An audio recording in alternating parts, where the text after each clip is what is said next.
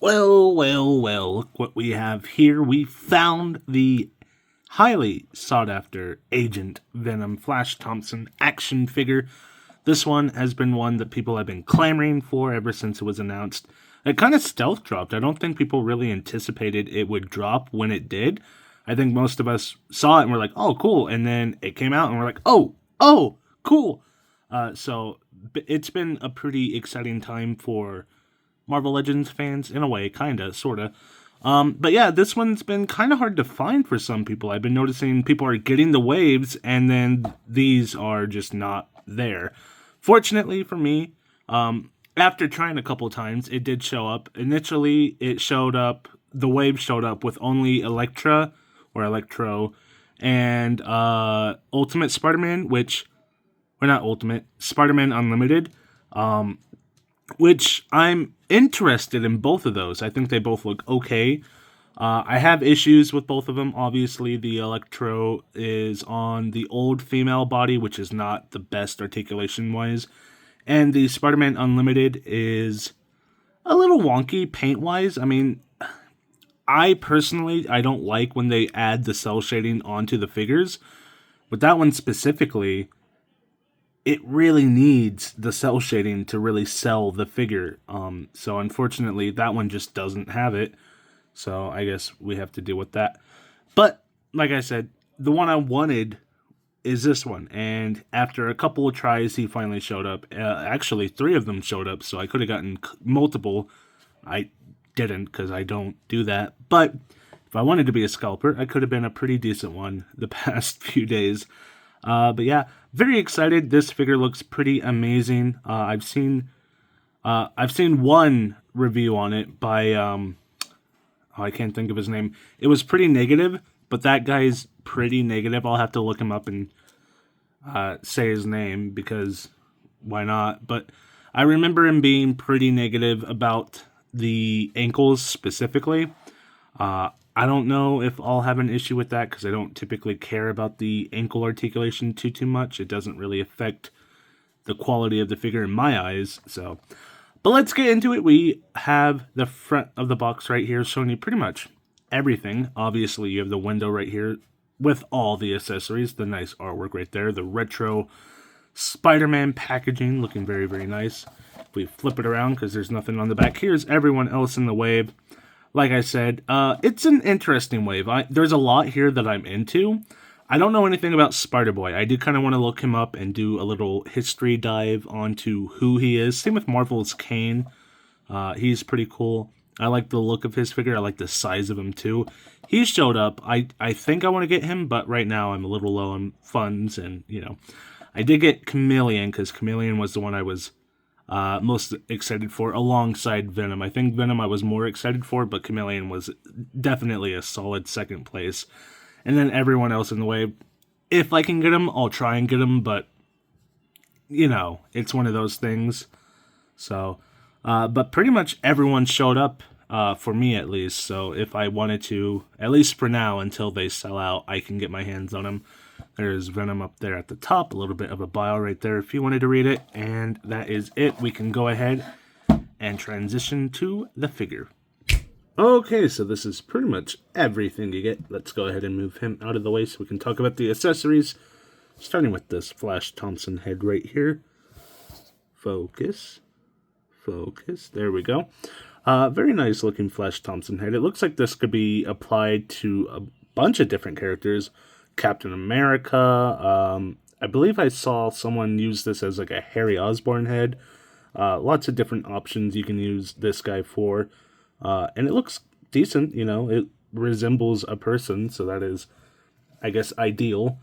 Then we have an assortment of hands, which is nice. What I like about these is because they have the rectangles on the, this side of the hand, you can actually technically use these on your Black Suit Spider-Man if you needed to. I don't know. I guess I don't know if you could. I'm assuming, but they're the same color and they're the same type of hand. These ones are spiky though, so they're a little different, and they might be a little upsized. Like they might be a little bit bigger, but as far as I can tell, I would assume you could use these for Black Suit Spider-Man, which using hands like this could make it a little bit more menacing because it is the sharper claw type hand. So I don't know, if you wanted to try and create something out of that, here you go. I have the Secret Wars Black Suit Spider-Man. I just haven't opened him yet, so I don't know how this would play into that. But you have two of these. One is on the figure itself, and then you have two of these trigger fingers. Of course, one is on the figure already. Then on the figure, you actually have two things. First of all, the hands, and second of all, the guns. So you have this gun right here, which looks very Cable-esque. I feel like I've seen something like this used for a Cable. It's very futuristic, very comic book-esque style gun, which I appreciate. Actually, it kind of reminds me of a Jak and Daxter gun, like that little shotgun type gun that you would get in the game, the red one. That's kind of cool. I want to make a Jak and Daxter figure so bad. Then the other gun is this pistol right here. That is also a little comic booky, a little silly, a little goofy, the way it is shaped and formed. Pretty nice looking stuff. Why Agent Venom would need guns, I don't know. I never read an Agent Venom storyline. It was one of those things that was happening either, I want to say, a little bit before or during the time I got into comics, but it wasn't a comic I read. What I read was, I read a lot of X-Men and Wolverine, and then the only comics I read that were actively coming out is Ultimate Spider-Man, because the death of Spider-Man was the event that was happening at the time when I first got into comic books, like actually into them. So I don't know what was happening around that. I only read like Ultimate Spider-Man essentially, and I loved it. I loved that storyline so much. So I never got around to reading Agent Venom. If that's around the same time, I think it's pretty close. I remember it happening. I just don't remember actually looking into it. I know it's Flash Thompson. I know he is an agent for the government. I know he works for the government and he goes on missions for them. But why? I don't know. Why he uses weapons? I don't know. Why he would need to be like this instead of just being big, bulky Venom who can absorb damage. I mean, why would Venom need armor? You know what I mean? And pouches and stuff. He could just, anything he needs, he could just absorb into his skin and hold the items. You wouldn't need a, I don't know. It might be something to look into and do a figure deep dive if, you guys were interested in that. But beyond that, this is the look of the figure, and it looks fantastic. You have all these spikes right here, the white Venom logo from this era looking absolutely insane.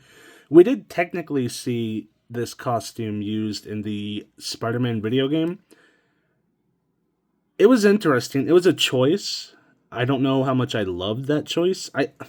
There were things about what they did with Venom that I appreciated and liked, being just a new interpretation of what was going on. Using the Agent Venom costume was an idea. I'm not saying it was a bad one, but it was an idea, technically. As far as ideas are concerned, that was one of them. So we did recently see this costume make a return, which is nice. It wasn't exactly like this. It was definitely a lot more strictly military. Like it looked more like a military suit, less like Venom making a military suit. But this one looks amazing. You have the spikes going all over the shoulder pads, all over the gauntlets, the boots and stuff like that.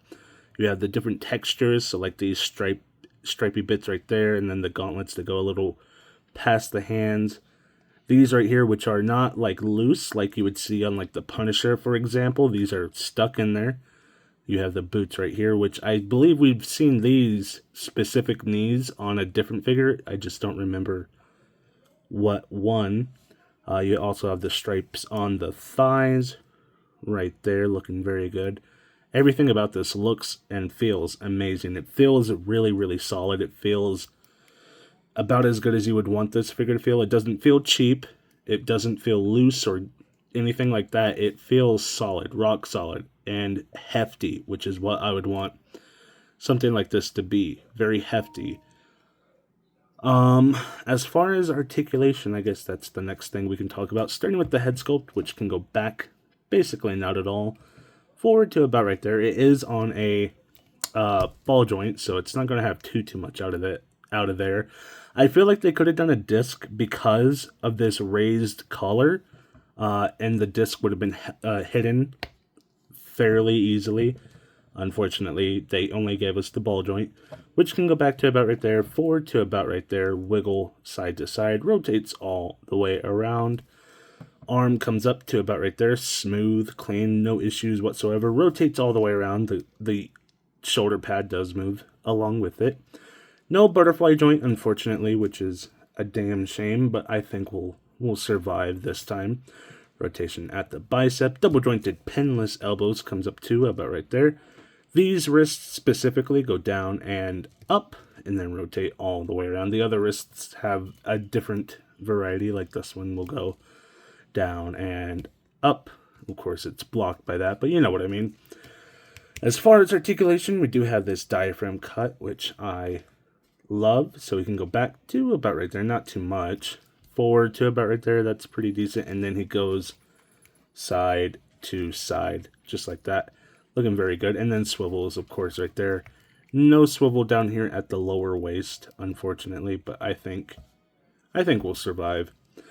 If you add the legs into the ab articulation, he can bend to about right there. Legs come up to about right there. He can do the splits. Pretty solid splits. Swivel at the thigh, rotates all the way around. Double jointed pinless knees. Comes up to about right there. The ankles. Now, I figured out who the content creator was who said the ankles were an issue. Kit Bash Customs. He is a content creator I'm a pretty big fan of over on, I think I usually follow him or see his stuff on Instagram. I'm not really using Instagram anymore because of fascism. But I've seen his content, on TikTok, on YouTube, other platforms, and I think he makes pretty good stuff.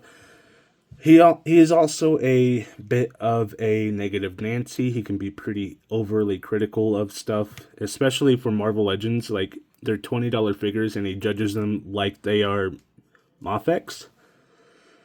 One of his big criticisms was this piece right here, hindering your ankle articulation. So he made a custom where he cut it off and got rid of it and improved the ankle articulation. My issue is these ankles are fine. They articulate decently well. I mean, they're not perfect. They're not as good as like a regular Spider-Man figure, but for a booted character of this variety, that ankle is pointing down. You know what I mean? And it's pointing up really good. And it swivels, not crazy, but it will swivel side to side. I don't get his issue. I don't understand what he is so angry about. I know he tends to do that a lot with Marvel Legends. But, like, these ankles seem fine. I don't see any issues with these ankles. Not enough to, like... he said it was a terrible figure. And cutting the ankles up made them a decent figure. That just doesn't make any sense to me. This is a fantastic figure. I adore this figure. It's nice, it's solid, it resembles the character very well. I do wish the head sculpt was a little different. I mean, you could see on the packaging, the eyes were totally different. That's my one major criticism. Could also use the ab crunch right here along with the diaphragm cut just to give us a little bit more articulation out of the ab area. But beyond that, everything's buttery smooth. It's pinless. It feels great. The textures on the figure feel great, which I'm a big fan of decent textures. And it looks absolutely menacing. It's a wonderful addition to the Spider-Man shelf that I am building currently. So I'm very happy with this figure. If you don't like it, you don't have to like it. I'm not saying it's like the most amazing figure of all time. It's not. But it's pretty good for the price, 25 bucks. I don't know, dude. I think this is pretty solid. I do wish there was rotation here. There should be. I mean, just flat out, there should be. I'm fine with there not being a ab crunch, but it should still swivel. There's no reason for it not to. There's nothing here that really should prevent it from swiveling. So that's kind of lame. The ankles are fine. I mean, just the fact that he said it's a terrible figure that he improved up to a decent figure is like totally insane to me. But yeah, if you have a similar opinion, let me know what you think down in the comments below. And while you're there, leave a like, leave a comment, and a subscribe. All the things YouTubers ask you to do, just do it for me as well. And I will be back with another video, hopefully, very, very soon. Bye.